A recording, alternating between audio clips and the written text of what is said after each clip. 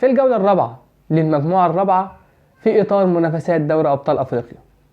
المجموعة اللي بتجمع ما بين فرق العرب، نادي الترجي التونسي ونادي شباب بلوزداد الجزائري ونادي الزمالك المصري والمريخ السوداني. نادي الزمالك قدر انه يقبل التحدي، كونه لابد انه يفوز الثلاث مباريات المتبقية علشان يصعد من المجموعة. وفي الجولة الرابعة نادي الزمالك في المباراة هي الأصعب في مباريات الإياب قصاد نادي الترجي التونسي المتصدر المجموعة على استاد برج العرب.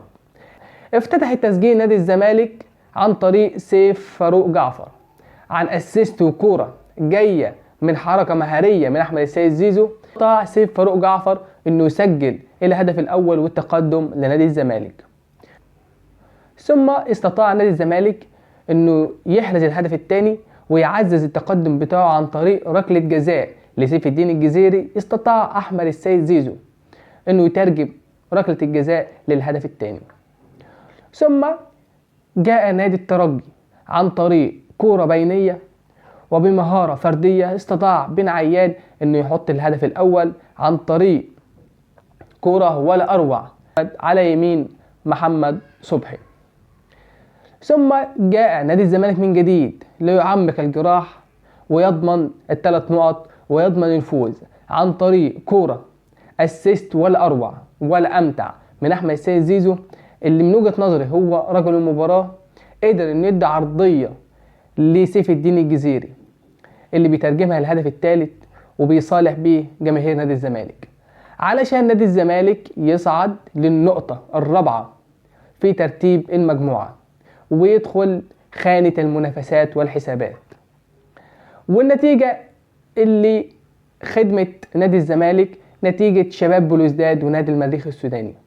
استطاع نادي شباب بلوزداد انه يخلص المباراة بهدف مقابل لا شيء عن كرة هي دربكة في ال18.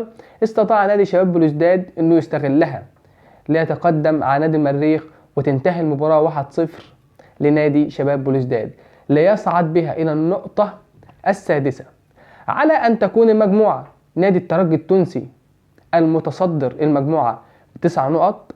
قدر انه يكسب 3 مباريات بتوع الدور الاول، واول هزيمه لحقت بيه قصاد نادي الزمالك، ونادي الترجي يحتاج لنقطه وحيده لضمان الصعود. ثم نادي شباب بلوزداد ب6 نقط قدر انه يجمعهم من خلال فوز على نادي الزمالك في المباراه الافتتاحيه في القاهره، وفوز على نادي المريخ في المباريات هي الاولى في مباريات الاياب، وهزيمه من نادي الترجي وهزيمه من نادي المريخ. ثم جاء نادي الزمالك ونادي المريخ في المركز الثالث والرابع ب4 نقط.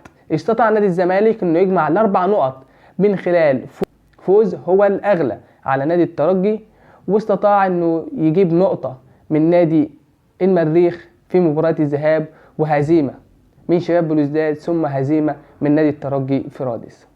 ثم نادي المريخ ب4 نقط استطاع انه يجمعهم من خلال فوز على نادي شباب بلوزداد في الدور الاول وتعادل مع نادي الزمالك في الدور الاول، ولحقت به هزيمتين من نادي الترجي ثم من نادي شباب بلوزداد، على ان تكون المجموعة الترجي 9 نقط، شباب بلوزداد 6 نقط، نادي الزمالك ثم نادي المريخ او نادي المريخ ثم نادي الزمالك ب4 نقط. وكده نادي الزمالك حظوظه تكتر شوية. ولحسن الحظ ان المباراة اللي جاية لنادي الزمالك قصاد نادي شباب بلوزداد هناك في الجزائر. صاحب ال4 نقط هيلاعب صاحب ال6 نقط. الزمالك زي ما اتكلمنا انه لازم يفوز 3 مباريات، استطاع ان يفوز اول مباراة وهي المباراة الاصعب. المباراة اللي جاية الزمالك قدر يترجمها لفوز، نادي الزمالك يصعد ل7 نقط بغض النظر عن نتيجة نادي المريخ ونادي الترجي.